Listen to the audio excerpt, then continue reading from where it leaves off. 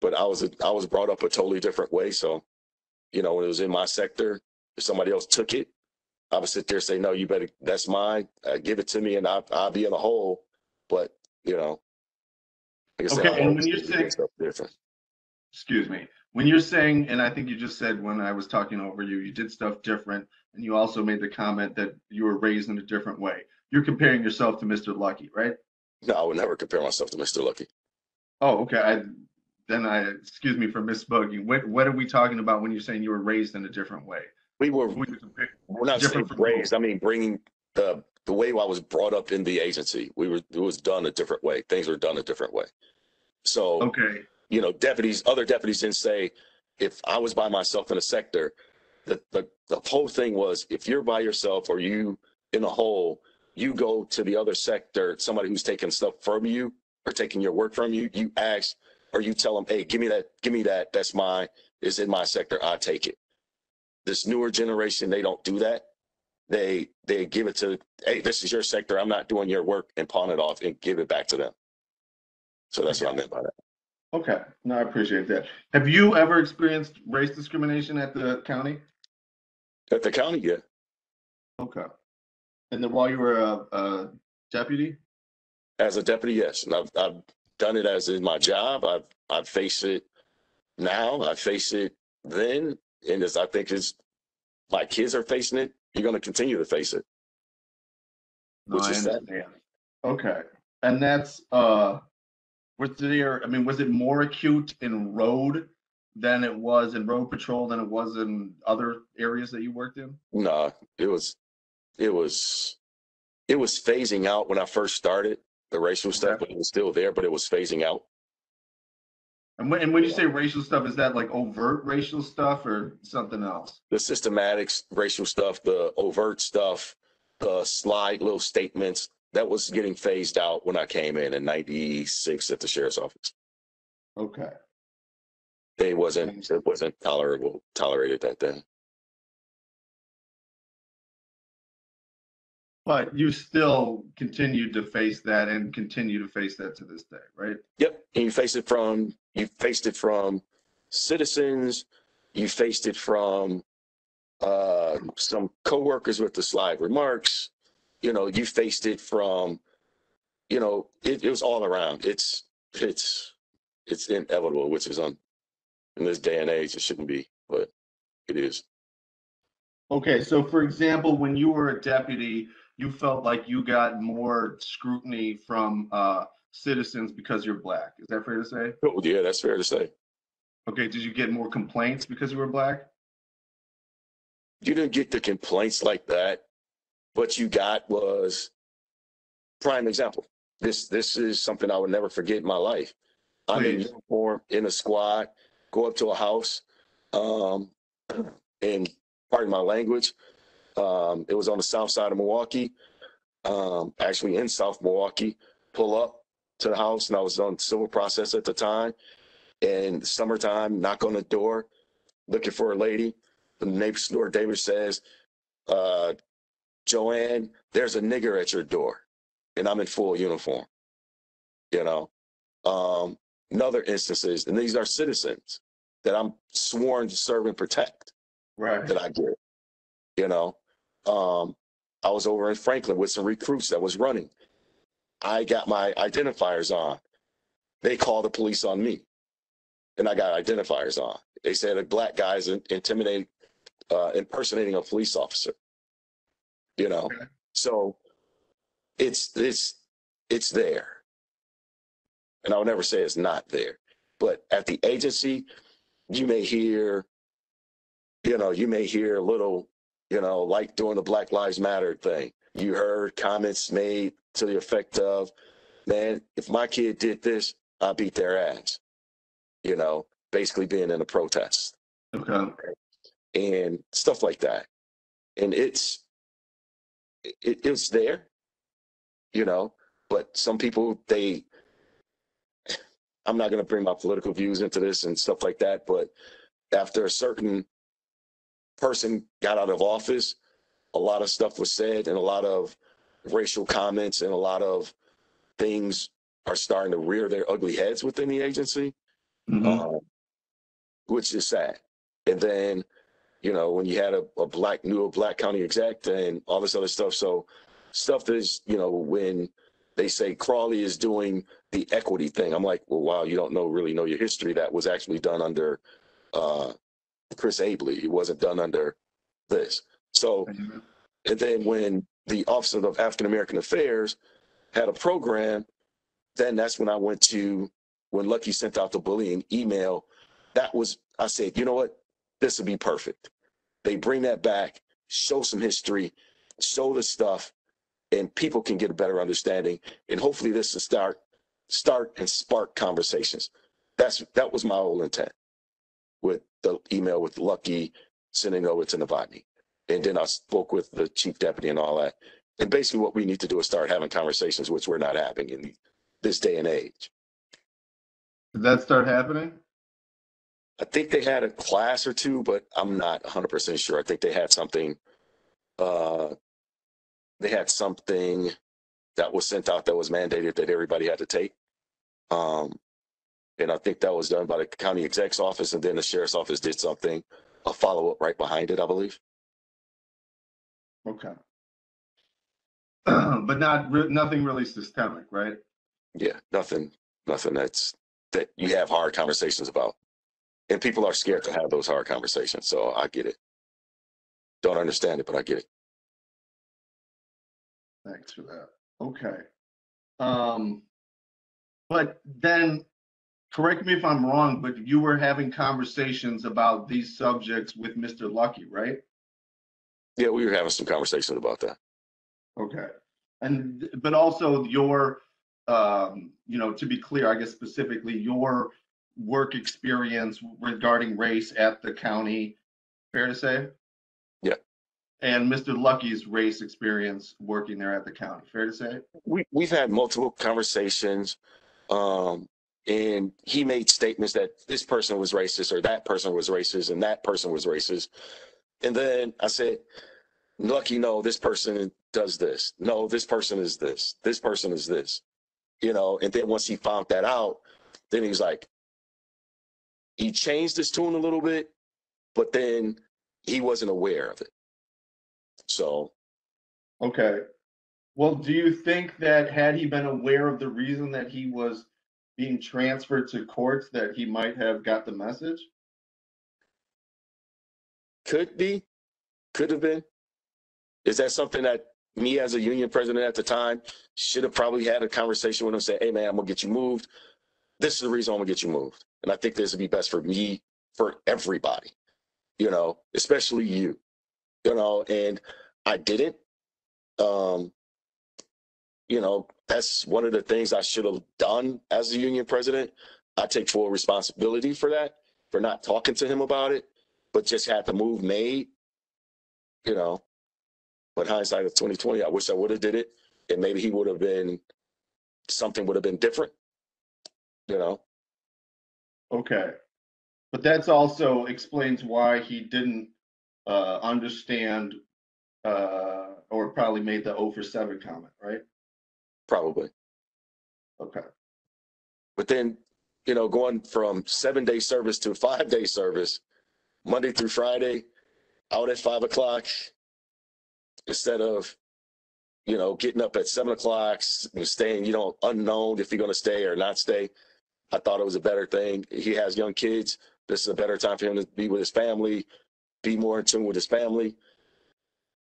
I thought I did the right thing, but I should have explained it to him, but I didn't. It's a mistake on my behalf.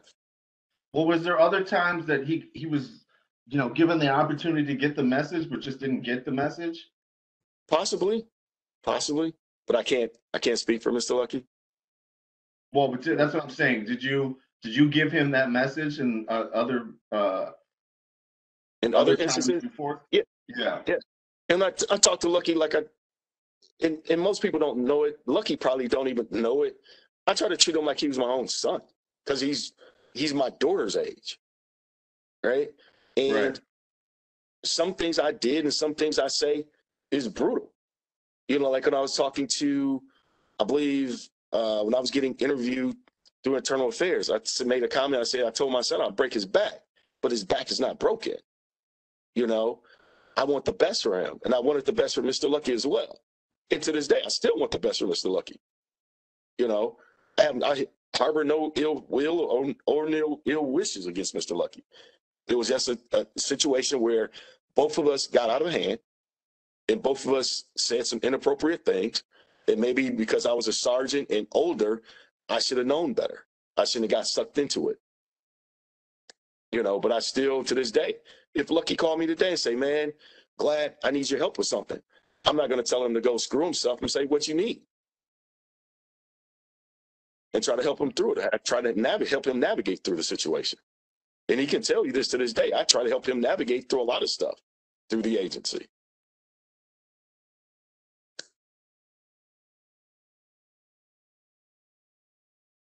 But, and I want to be clear, the message really is to stop filing so many complaints, right? That wasn't a message. No, the message is, you know, like I told people in the union, sometimes you keep crying wolf, and when the real situation pops up, nobody's going to believe you. You know, and if you're saying this is wrong, let's take a step back. Let's reevaluate it. Let's do something different. And maybe if we did something a little bit different, if it still happens, then there's a problem. But, you know, we never really got to that. We tried to get to that point, but it didn't happen. Just like does that mean like save your ammunition or something?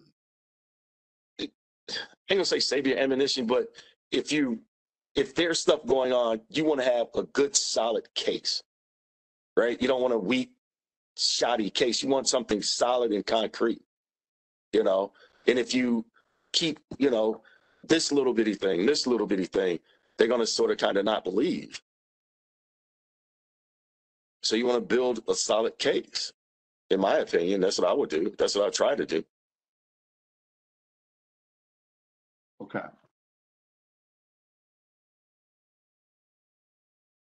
But you also, I mean, you might get transferred too, right? I mean, that's a possibility. It's a possibility, yeah. Okay. I mean, I got transferred when I was out on patrol. So, I mean, I got transferred 1 year, 7 times 1 year.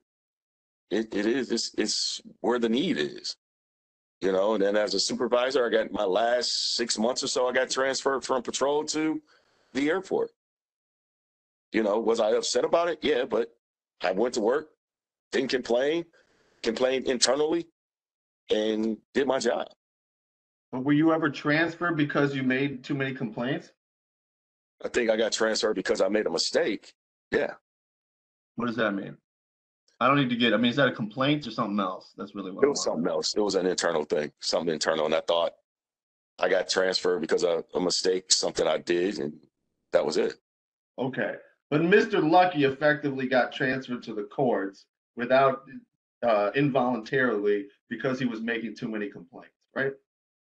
I ain't going to say that. I say he got transferred because it was in the best interest to try to protect him. And that's what I was trying to do, is protect him.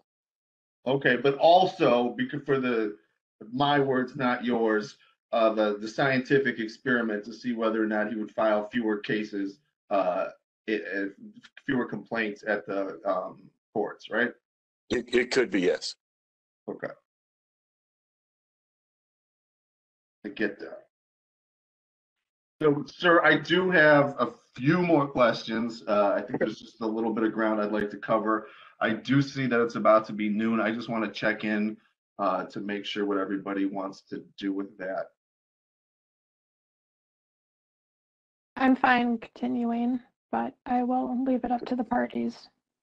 I'm good. And Ms. Lawrence, I think I muted you.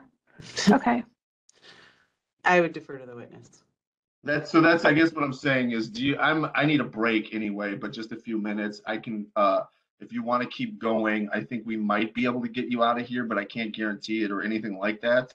So it's really, what do you want to do? And I'm retired, so I'm good regardless. Okay. It's a nice day, and I would like to get out on my motorcycle, so it's you know. Great. Really, I just wanted to cut to the chase. I'm asking if you need food. No. Great. Okay. Then can we have 5 minutes or something like that, Judge, and then we'll keep going? Sure, it's 11:56. Come back at 12:05. Thank you very much.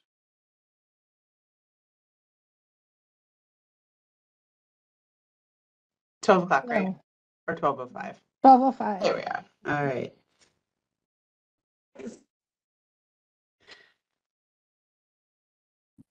All right. So you gave a statement to Internal Affairs. You ready to go? Yeah, I'm ready to go. Great, let's do it. So you gave a statement to Internal Affairs regarding Mr. Lucky's accusations against you, right? Correct. And that was to Mr. Smoot, right? I believe it was Mr. Smoot. Yes. Yeah, okay. That's the same guy you went to the academy with, right? Yes. Okay. And during that recording, or during the recording of that interview, I understand that you raised the issue that Mr. Lucky recorded you. Is that right? Yes, I found out through someone else that he recorded me. And then Lieutenant Smoot at the time, but now Captain Smoot, also informed me that it was a recording.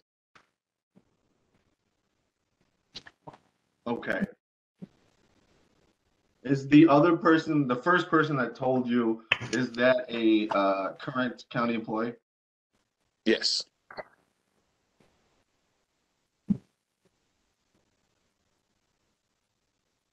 Do you know how that person found out? That I don't know. And then shortly after that, then I don't know how he or she found out. But they told me about it. And I was like, oh. Okay, is that person a union official? I'd rather keep that person out of it. Okay, I understand. Then, did you go to Mr. Smoot? Did you have any communications with anybody at Internal Affairs after you learned of the recording? After I learned of the recording? Yeah, and I appreciate that. So, you said first you learned of the recording from this unknown person, right? And then there's this next time period is you having this Internal Affairs interview with Mr. Smoot. Right. And then Did I lose you there? that's when he played the recording. Okay, so that's when you found out from Mr. Smoot that there was a recording? Yes. Okay, but you already knew ahead of time, right? I knew ahead of time, right? Okay. Did you discuss that fact with Mr. Smoot? I believe I did. I'm not 100% sure. I believe I said, hey, I heard there was a recording out there. He's like, by the way, or something to that effect. Yeah, there's a recording. That's why I know it's 33 seconds or something like that. And then shortly after that, then I started getting calls from people around the agency and other people that was outside of the agency calling me up and saying that there's a email, not an email, but a recorded conversation between you and Mr. Lucky on social media. Okay. So when did you learn that Mr. Lucky had put the recording of the telephone conversation on social media? Probably after my interview or so, or shortly after my interviews. And then people brought it up and showed it to me, and I was like, oh, okay, all right. Did you discuss that with Mr. Novotny at any time?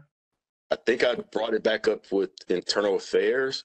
I know when I called the office, I had some concerns, and I will be very candid. I was sitting there saying about his mental stability. And then I don't worry about myself. I worry about my family. And at that particular time, I was worried about my family, saying that I don't know what he's going to do. I don't know if he's going to come to my home or threaten my wife or anything like that. So I was more concerned with them. Then I also made a concern with, also let them know of concerns of others, like other supervisors possibly being threatened by him. So I made that concern as well. And then when I seen some of the social media posts and some of the people that they're reaching out to I ain't gonna say I had concerns. Like I said, I didn't have concerns for myself, but I had concerns for my family. Okay. And who, you said you reached out to Internal Affairs. Do you know if that means Smoot or Novotny? I don't know if it was Smoot, Novotny, but all I know it was a recorded and then all this other stuff. I believe it was recorded. So I made the concerns, and I voiced those concerns a lot.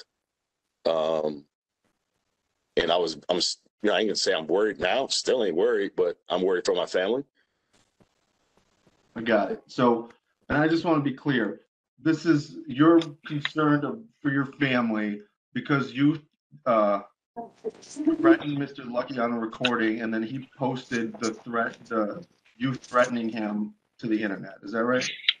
Correct. And then, like I said, there's 33 seconds, but miraculously 33 seconds of me, but no him threatening me, but that's beside the point. But also he made the threats to me as well. But that's not posted, even though he has the recordings of it. And he put that out there, and he was looking for some help, so to speak, what he put out there, that he was looking for some help, and people were telling him to contact particular people, and they will help them out in the matter. Like attorneys or what? No, one person was an attorney, and the other person were other community people. Okay. Can you explain to me how that's threatening to you? The people that they were looking for, I ain't gonna say they were threatening or anything like that, but they were looking for certain people to come out and support him. Okay.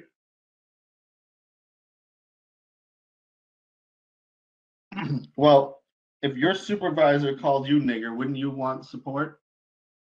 I'm not going to put that on the internet and put that on social media. I will go and look for support some other type of way. I'm not going to put it on looking for somebody that probably do harm to somebody or anything like that. I'm not going to do that. And with somebody, So what's worse? I've been called a nigger several times, and I still didn't put it on the community, on the internet. No Facebook, no Snapchat, no social media outlets. None.